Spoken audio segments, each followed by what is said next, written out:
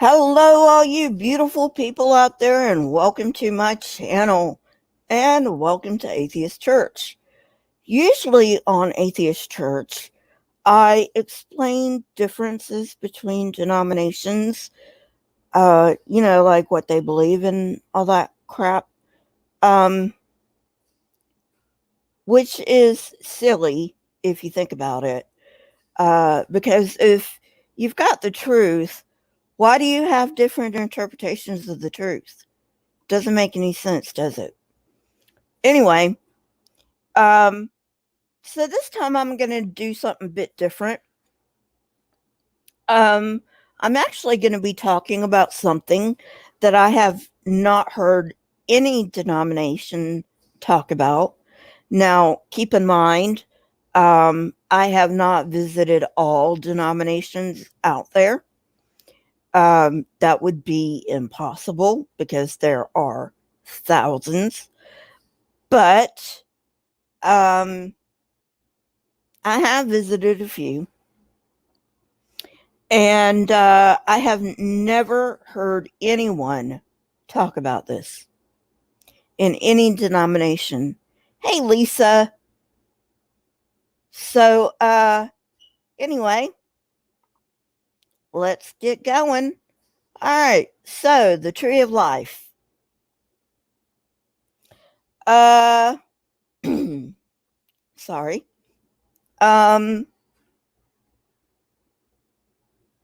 We all know about the tree of knowledge. You know, they like to put on of good and evil, but let's be real here, people. You know, the God of the Bible, who doesn't exist anyway, but anyway, if there was a God of the Bible that existed, his issue was not the knowledge of good and evil. His issue was with a knowledge. Let's just put it out there, okay? Let's just call it what it is, okay? He had a problem with knowledge. Of course, that doesn't matter since that God doesn't exist. But anyway, moving on. Everybody knows about the tree of knowledge, right? Everybody knows. People know the story. I mean, most atheists even know the story because most atheists, at least in this country, in America, were Christian at one time. So most people in this country know the story. However, they never, ever, ever talk about the tree of life. Never. Why not? Did they just miss it for some reason? I don't know. Anyway, so let's get into the tree of life. And maybe we can figure out why they don't talk about it. That would be interesting. I may get Rabid Atheist on here. He used to be a preacher.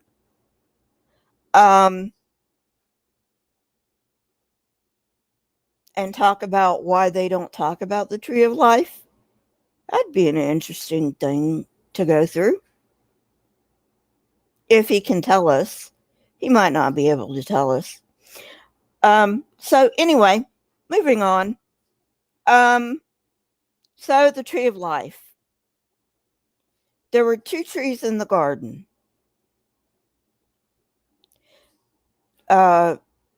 That were specifically called out in the Bible. There was the tree of life and the tree of knowledge.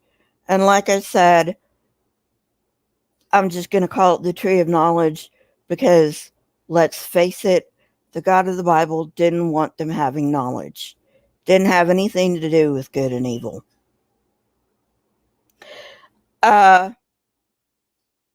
So tree of life and tree of knowledge. There were other trees in the garden, and the tree of life and the tree of knowledge. And they could eat every bit of what they wanted of the tree of life, but they could not touch the tree of knowledge. And maybe I'll get into the of good and evil at a later date, but let's stick with the tree of knowledge for right now. Okay, so the tree of life. They could eat from the tree of life.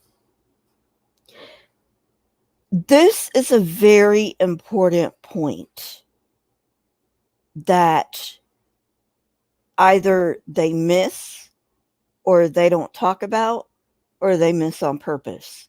And I don't understand. I don't know which one it is.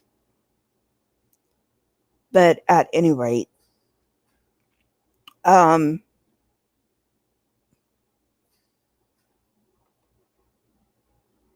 yeah, nevermore. Yeah. So we've got the tree of life, okay? Even if we take the Bible at face value, which you shouldn't, okay? But let's pretend. I love saying that word, pretend. Let's pretend and take the Bible at face value, okay? The Bible never says that before they ate from the tree of knowledge, they never ate from the tree of life. Now, that's an important point that nobody ever addresses, because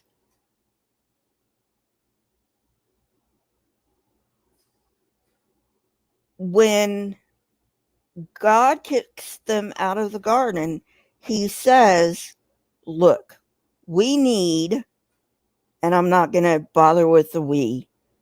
I'll explain. I've already explained that, but I'll explain that later. But anyway, if we don't kick them out of the garden, they're going to eat from the tree of life and they're going to live forever. Sounds good, right? I mean, it sounds cut and dry, right? Eat from the tree of life, you live forever. However,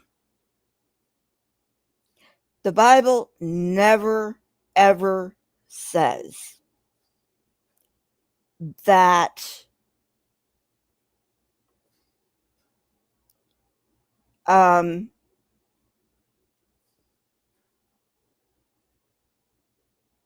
Bible never says that you only have to eat once from the tree of life. Never says that. That's something they read into it. It never says that. This is why biblical literalists are not biblical literalists, because they can't be. Nobody can be a biblical literalist, period.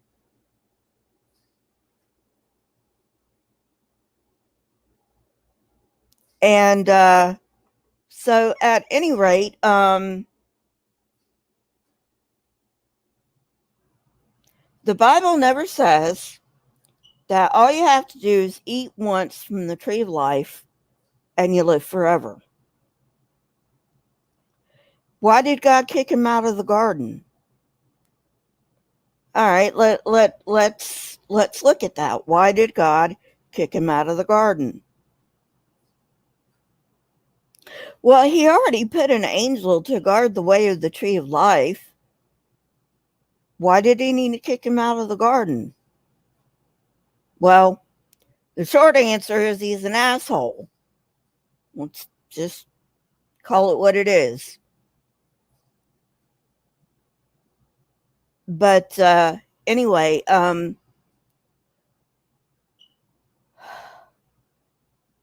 but let's assume that he let them stay in the Garden of Eden, just, for funsies.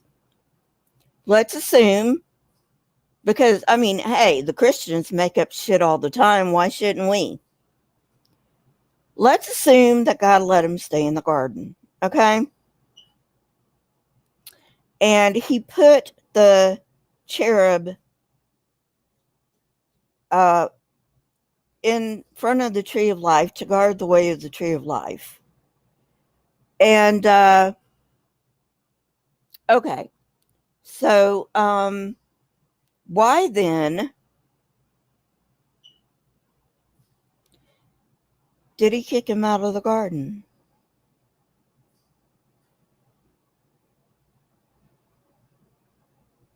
I'm asking here. I'd like your thoughts on it for a moment.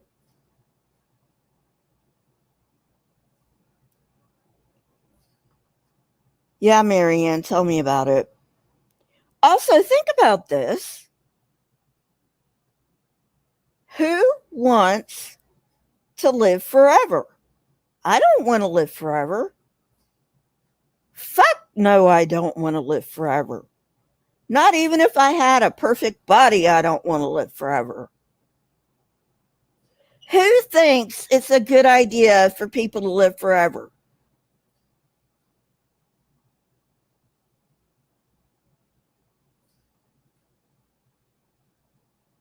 Right?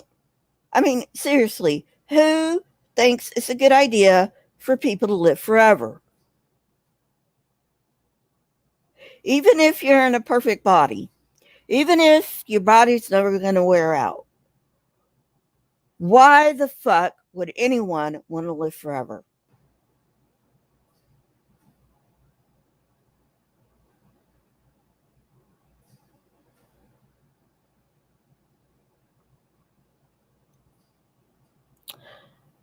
I don't know, Nevermore. I don't know.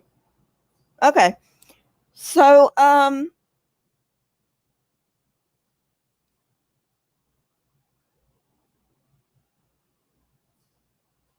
my thoughts on the issue of why he kicked him out of the garden, okay? And these are just my thoughts, you know. And by the way, I have never in these live streams presented these live streams as anything but my opinions. Have I?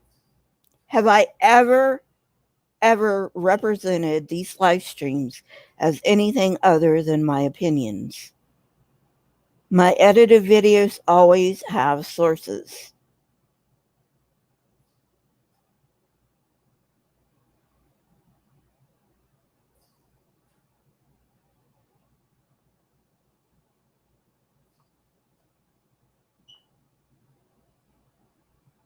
Okay. So anyway, at any rate, where was I? God, I hate when I lose my spot. Okay, so my thoughts on, thank you, Marianne. Thank you very much. You know, you can be honest with me. At any rate, my thoughts on the issue of why God kicked him out of the garden was that all of the trees of the garden were the tree of life or trees of life. And the only one that wasn't a tree of life was the tree of knowledge. That's just my opinion, you know. Um, so, uh, that's my opinion. God kicked him out of the garden because all the trees were trees of life. Why not just let him be in the garden and just have the cherubim guard the one tree if there's only one tree of life? Doesn't make any sense, does it? Sorry about that. Had to clear my throat. So, All right, moving on from that.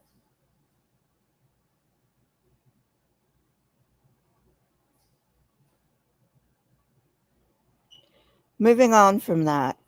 Um,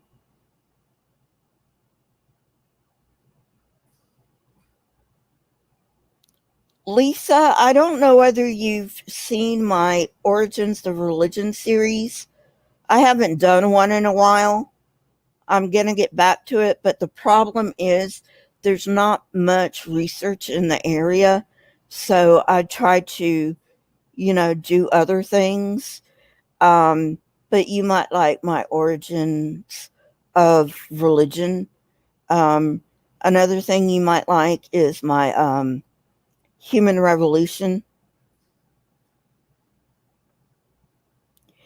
So,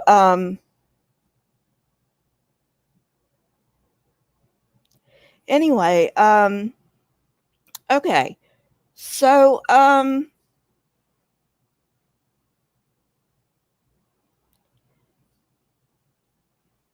so the Bible never says that Adam and Eve never ate from the tree of life before they ate from the tree of knowledge. Okay, so what if, and this is just a what if, you know, um, because nobody addresses this. Okay, what if God kicked them out of the garden not because they had to eat from the tree of life just once?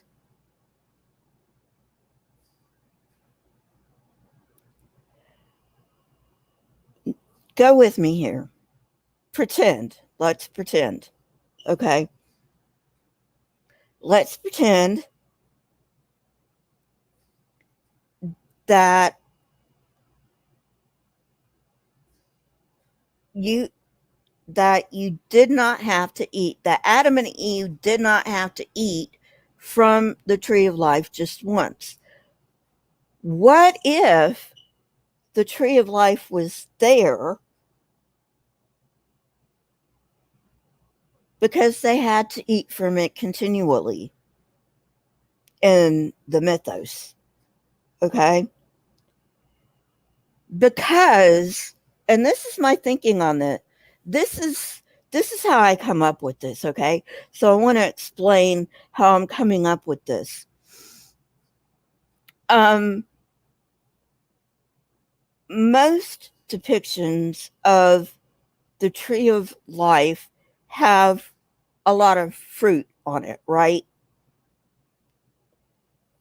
Why would there be a need for a lot of fruit on the tree of life if you only need to eat from it once?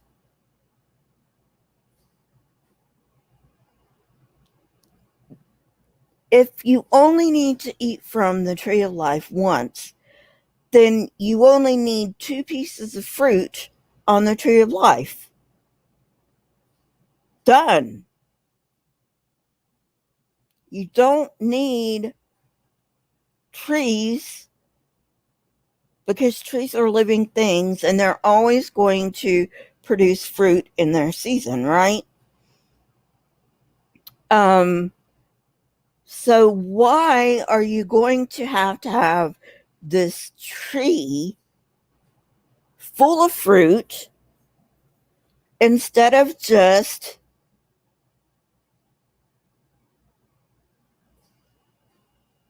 having two pieces of fruit?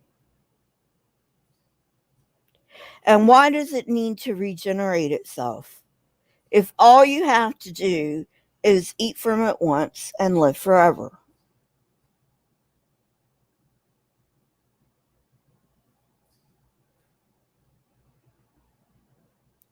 I agree, Marianne. I agree.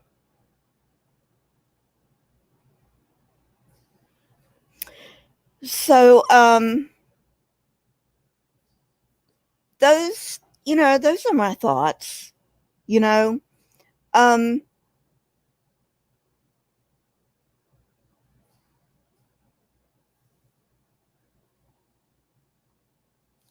Lisa, that's fine. I actually wasn't planning on making 2 videos yesterday.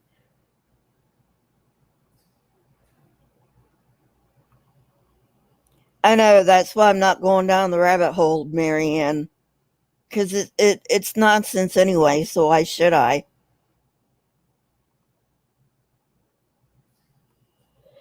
So anyway, those are my thoughts.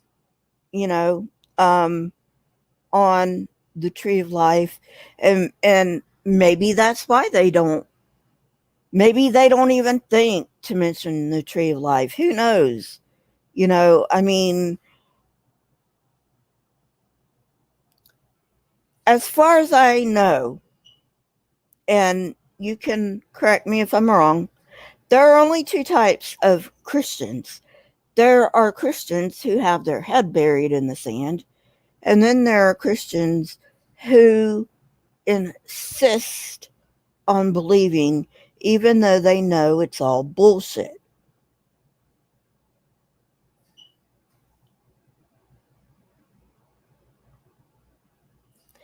We don't know what was on the tree of knowledge, nevermore. They say that. That's adding to the Bible, by the way. Something they explicitly don't want people to do. They're going to say, don't add to the Bible. Well, guess what? Thinking the fruit was an apple is adding to the Bible, people.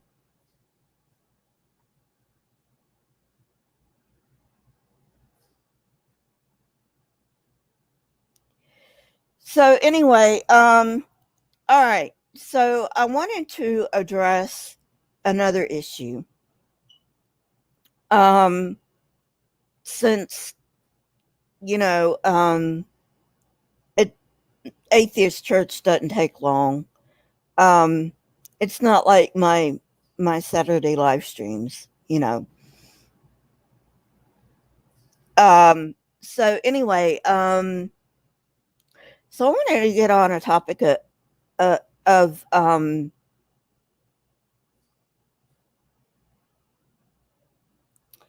the guy.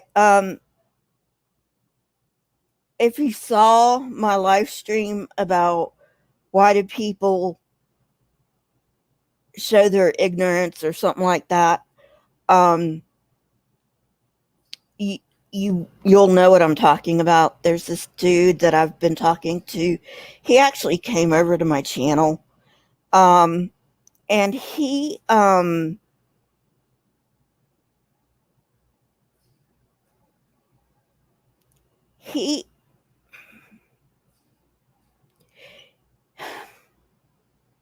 I'm kind of like aggravated with this dude. Um, and I can probably say he's a dude because pretty sure he's cis. And so anyway, he's like, well, evolution is a religion. They say it's science, but it's a religion. No, it's not. It's based on science. All you got to do is read the scientific literature, but they don't. And why don't they read the scientific literature? This is my guess, and it is only my guess. They are scared out of their ever loving fucking mind that if they actually read the literature, that they will change their minds and they will find out that they've been lied to. And that absolutely positively terrifies them.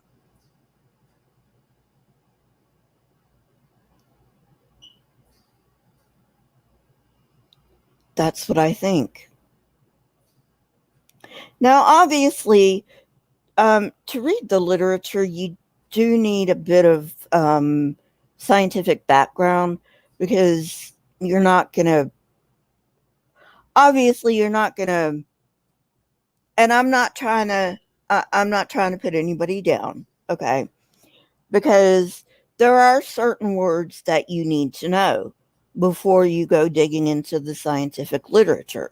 Because the scientific literature, they're not going to hold your hand. That's not what the scientific literature is for. You know, they assume that you know this stuff, and so they don't explain anything except what their experiment is about. And their hypothesis and whatever. So yeah, I mean, you do need to know a bit of science, and I say that a bit hesitantly because science covers a lot of topics. Um, but you do need to know some of the scientific language to get into these articles and to understand what they're talking about.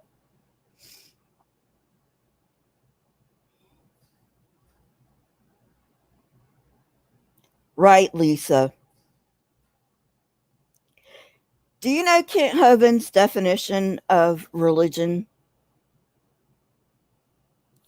It's laughable. You people are gonna like guffaw when I tell you this. Kent Hovind's definition of a religion is anything you believe in. That's his definition of religion. That is how simple minded this guy is.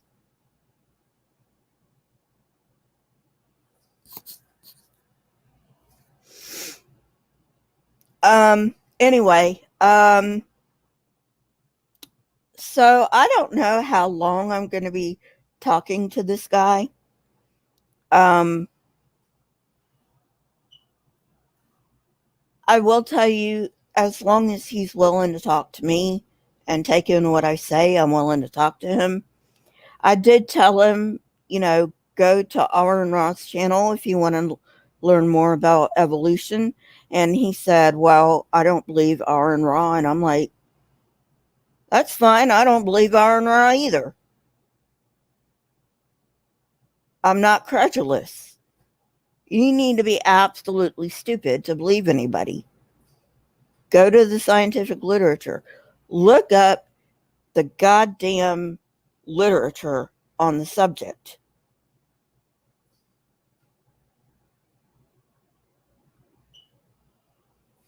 That's the only way you're going to come to a conclusion, either way, one way or another. And these people who want to believe that creation is true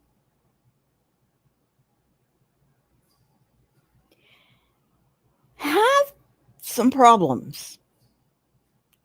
First of all,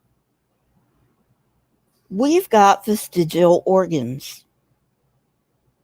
Every living thing, including humans, have vestigial organs.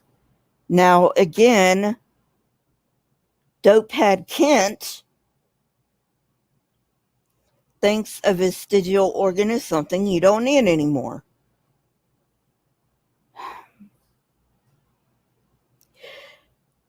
He doesn't even know basic definitions.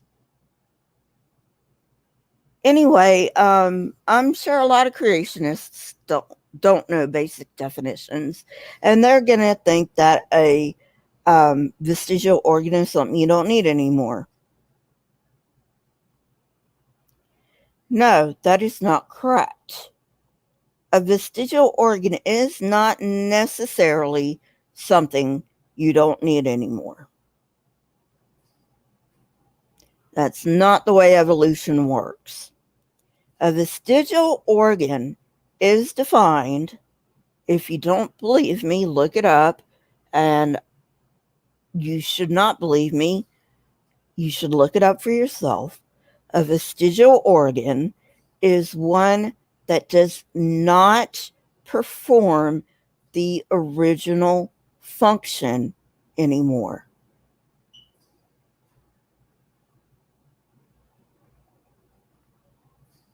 That's what a vestigial organ is. Basically, there's probably some other stuff that I'm missing, but that's basically what a vestigial organ is. An organ that does not produce, that does not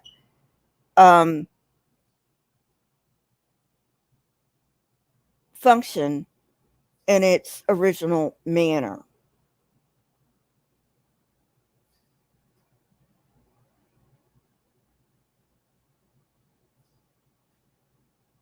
He does.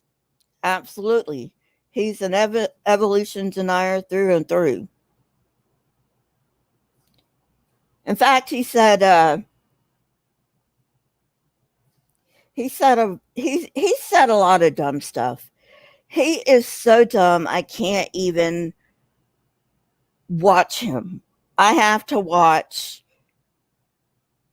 people like Logic and Aaron Ra who refute him because he is so dumb.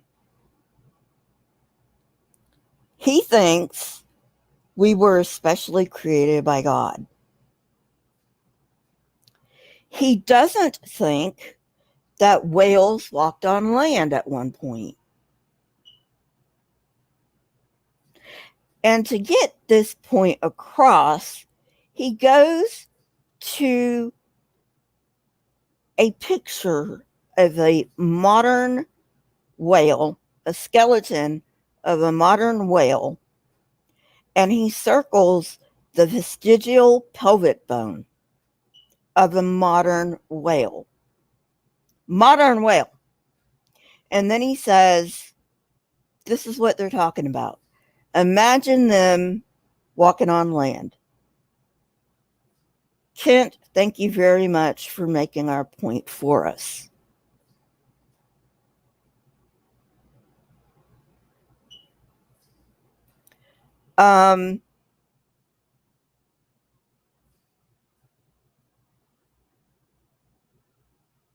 They don't use their pelvis to walk on land anymore because they don't need to. The bones are used, and this wasn't, I'm not sure when this was discovered, but it was discovered fairly recently. And when you're talking about fairly recently with Kent, you're talking post 1991.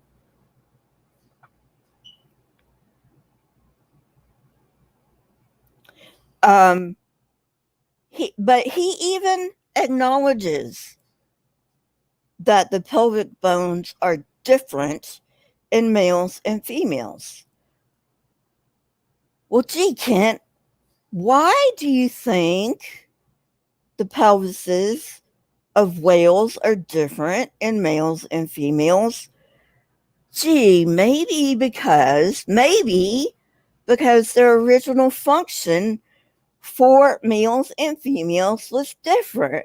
Ever thought about that, Kent?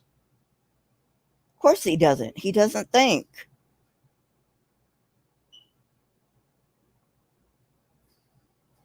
Tell me about it, Lisa. So I'm not going to harp on and on and on. He's a dumb fuck. And, you know, he is a person I would call stupid because he's been told this time and time and time and time and time and time again. And he still wants to make believe that his fairy tale is real.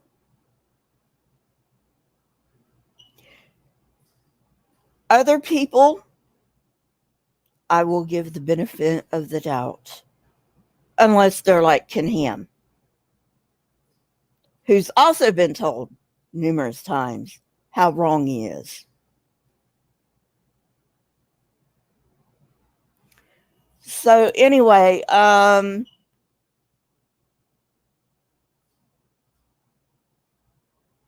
getting back to the, and I'm sorry, my mind's all over the place right now. Getting back to the dude I was talking to, he said, well, the oldest living man-made structure that they found is supposedly dated to 5,500 years ago on Malta. And I said, no.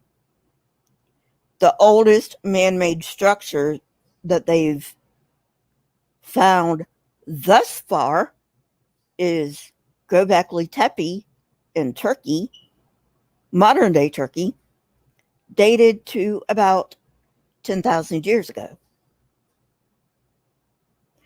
And another,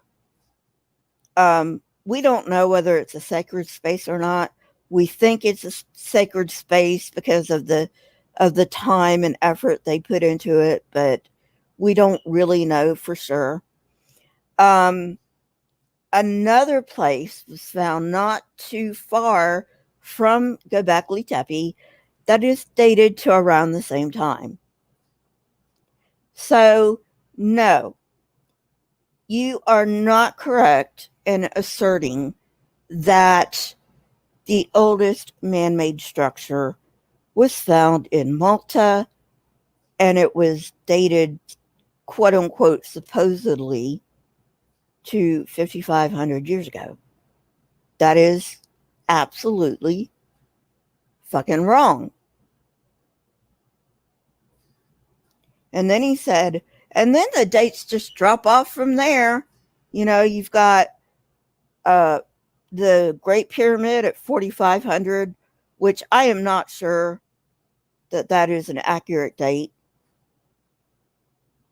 I'll have to check up on that. And then after that, you have the dates drop off to less than 3,000 years. And I'm paraphrasing what he says, okay?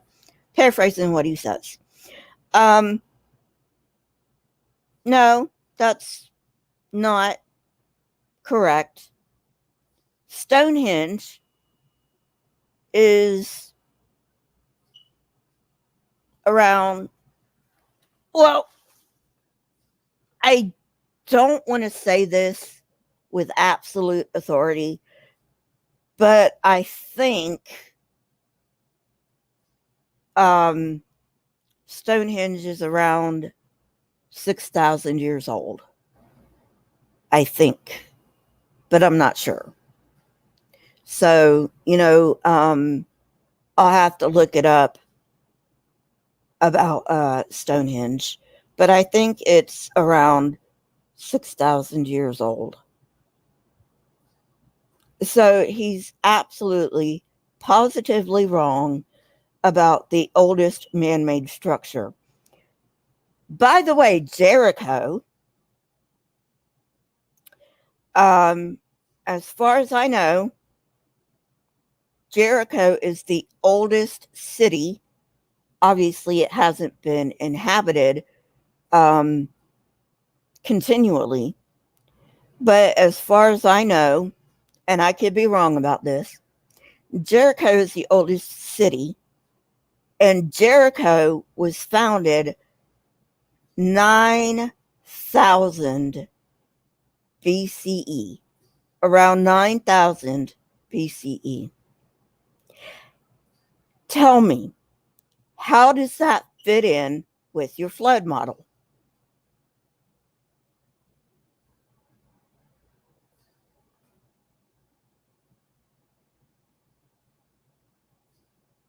Yeah, Logic's used that joke, Nevermore, about it being Paul Bunyan with his axe.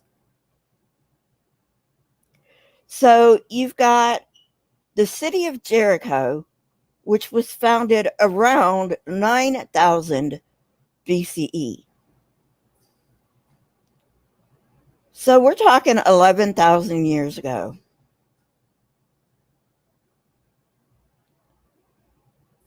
Nevermore, you're talking about Stonehenge? According to Google, it's about 5,000 years old. Okay. Thank you for looking that up for me. So yeah, I was off by 1,000 years. Forgive me. Um, but um, we've got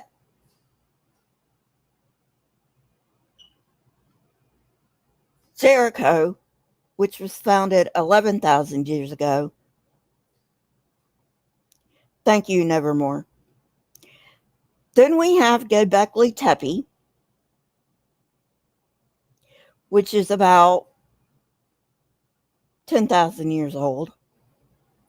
Then we have another temple not too far from Göbekli Tepe, dating from around the same time.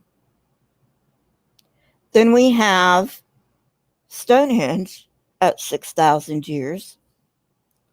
Then we have the Great Pyramid. And by the way, the Great Pyramid was not the first pyramid. So he's not even right on that. Let's give him that the Great Pyramid is 4,500. Like I said, I don't know. I'm not sure either way. But let's just, for sake of argument, let's just say the Great Pyramid is 4,500 years old. Let's just say that for sake of argument. Okay, let's give it to him. The Great Pyramid is not the first pyramid that was ever built. That honor goes to the Step Pyramid, built by Imhotep under Djoser. And Djoser was the one who united Upper and Lower Egypt. And I could get into Djoser and all that, but, you know, I'm not going to. But Imhotep, who was a brilliant architect, designed the Step Pyramid for Djoser.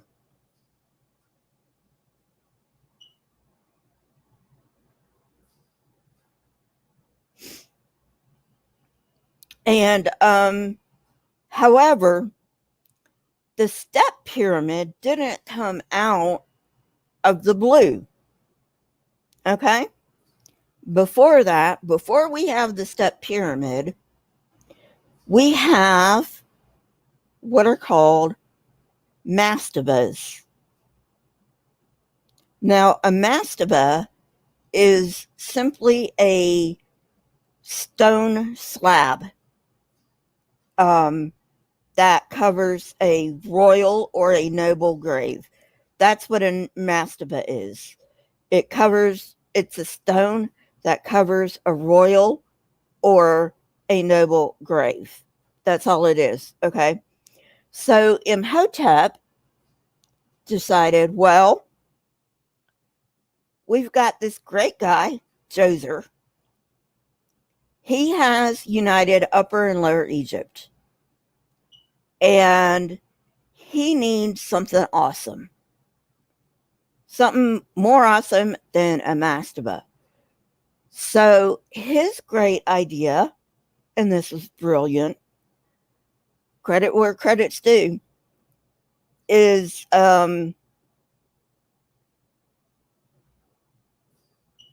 his brilliant idea was, let's take a mastaba and put it on top of another mastaba. And that's how and that's how Imhotep created the Step Pyramid.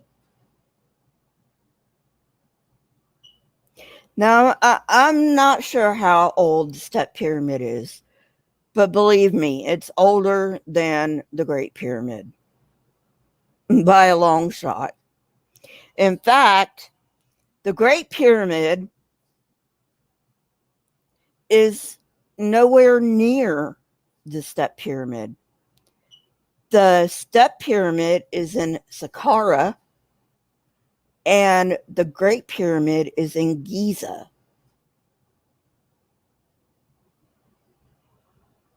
just some, if you want to fuck with somebody's mind, you can tell them that.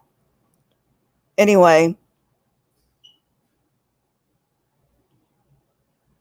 I'm not sure why they did it, Lisa. I'm not sure. I don't think anybody does.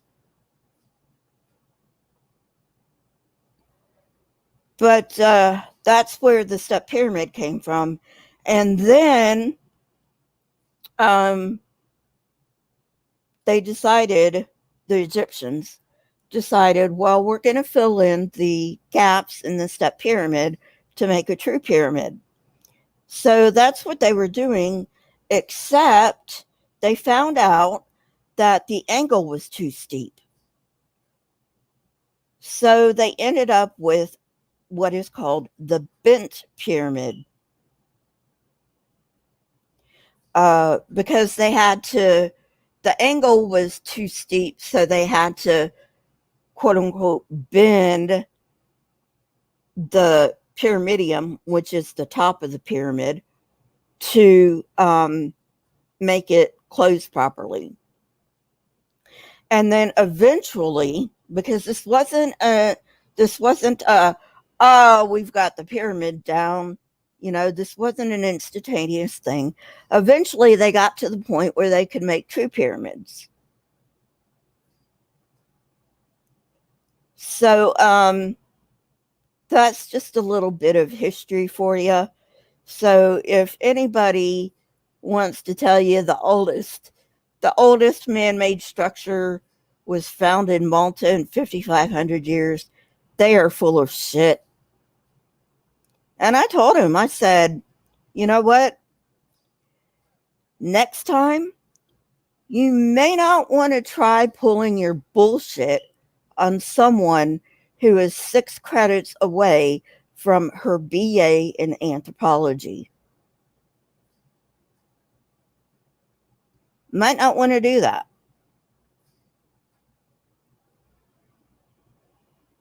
So anyway, I'm going to go. Thank you for sticking with me. I just, after, Atheist Church, I just wanted to throw some more things in there,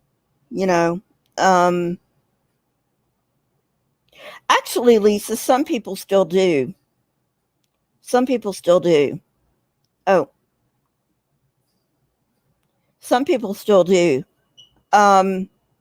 It's a cultural thing.